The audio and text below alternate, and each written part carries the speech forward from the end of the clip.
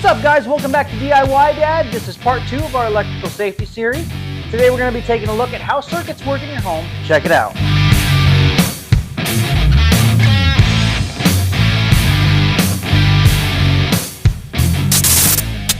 So most of you probably have a basic understanding of circuits from a little science project you might have done at school, or maybe even the little kit you bought up at or picked up at like Toys R Us, when you were a kid. So you probably remember the little kit that has, the 9-volt battery, and it has a little light and maybe a switch. It doesn't always have, but you take the ends of the wires and you touch them to the terminals of the battery, and it makes the light turn on. Okay, pretty simple circuit. All right, so your household circuit works pretty much the same way. Okay, so it has a power source.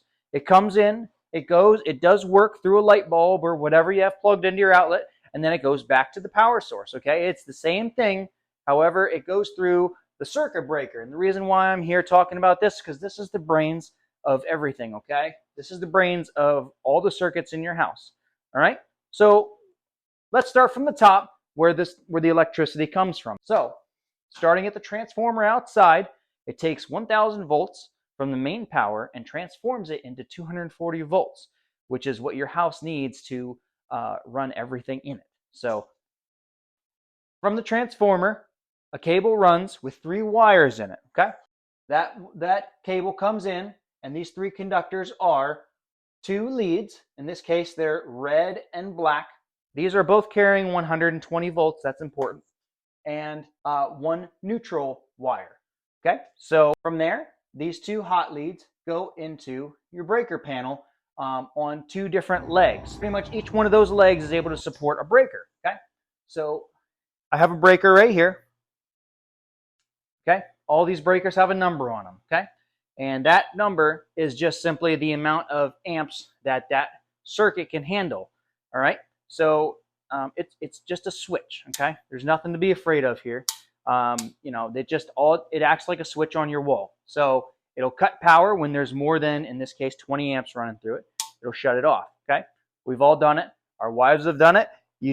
She's up there cooking, and she's running the blender and the toaster oven and the microwave all at the same time, and boom, the power goes out, okay? Happens to all of us, all right? The reason for the breakers are simply to prevent your house from catching on fire, okay? It's a safety, all right? Without breaker panels, all of our houses would have burned down by now. So thank you, breaker panels. So from the breakers, we run into our what's called branch circuits, okay? Each one of these breakers is a branch circuit. The cable running from the breaker to each one of these circuits looks like this, okay? This is what's called Romex, okay? It's a brand. There's Southwire and Romex and a couple other brands, but it's just kind of like, how everyone calls, channel locks, but channel lock's a brand, but we just call them channel locks. Same thing. This is Romex, okay?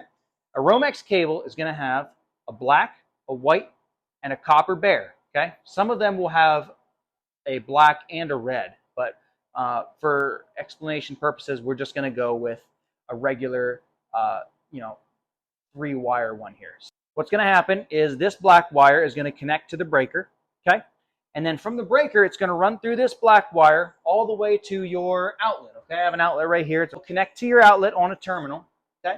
And then when you plug something in here, that wire and that plug is going to have the same setup as these Romexes. So it's going to have a lead, a neutral, and a bare copper, okay? So the power will run into your appliance. It'll get used, okay? And then it will come back through the neutral wire, okay? The white one. So it comes back, goes through the cable back into your breaker panel, and that white wire is going to get tied into your neutral bus bar, okay? So that neutral bus bar is going to take that power and bring it back up through that neutral wire, back up to the main cable, all the way back out to the transformer. And that's your circuit, okay?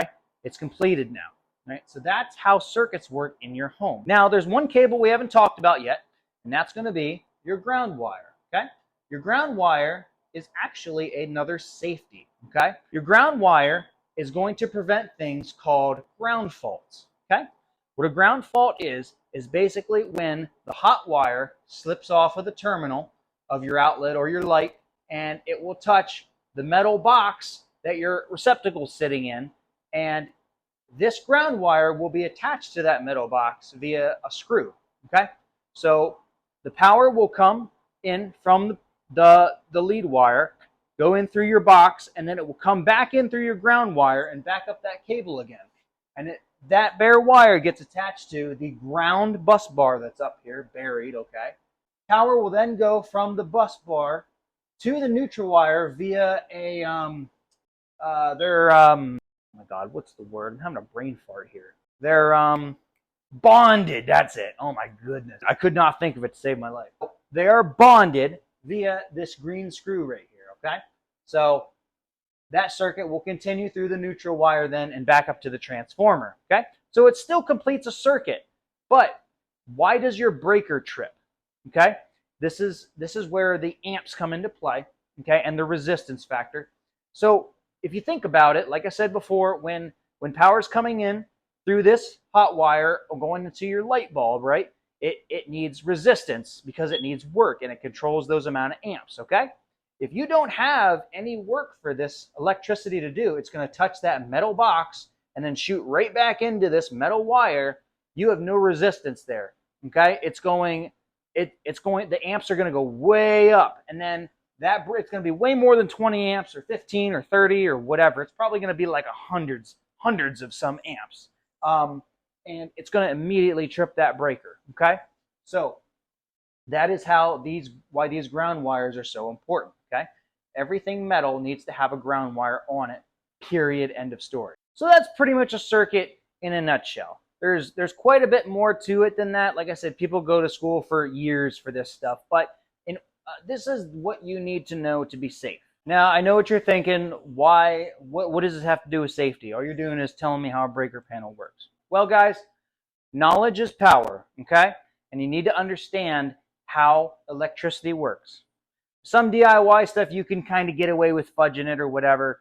Electricity is dangerous. There's reasons why people go to school for years with this stuff, okay? If you don't know what you're doing, you're going to die, okay? So you need to make sure that you understand how electricity works and everything along with it, okay? All right, that's it for part 2, guys.